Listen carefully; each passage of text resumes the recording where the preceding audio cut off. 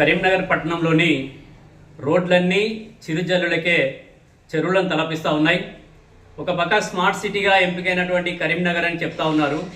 రాష్ట్ర ప్రభుత్వం సంవత్సరానికి 100 కోట్లు, అలాగే సెంట్రల్ గవర్నమెంట్ 100 కోట్లు కేటాయిస్తుంది.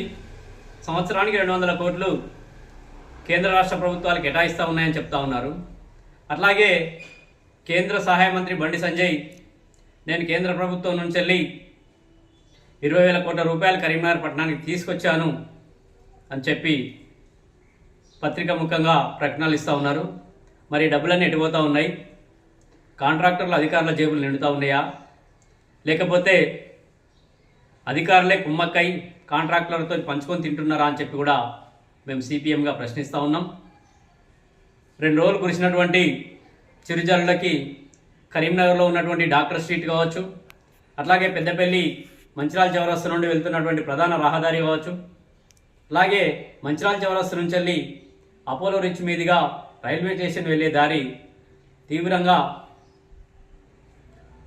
ఆందోళనకు ప్రజలు గురయ్యే విధంగా రోడ్లు ఖరాబ్ అయిపోయినటువంటి పరిస్థితి ఉంది. పూర్తిగా అధ్వానంగా తయారైనాయి. చెరువులను తలపిస్తూ ఉన్నాయి ప్రధాన రహదారులు.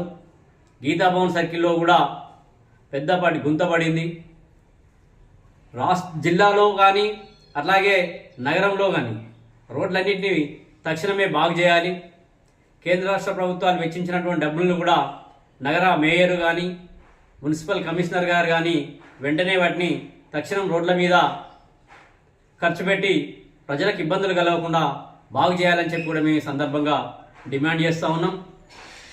లేదంటే సిపిఎం ఆధ్వర్యంలో కూడా రోడ్లపైన కూడా వినూత్న నిరసన కార్యక్రమాలు చేపట్టి ఈ ప్రభుత్వం మెడలు వంచైనా కూడా రోడ్లు బాగు చేసే విధంగా మేము ప్రయత్నం చేస్తాం.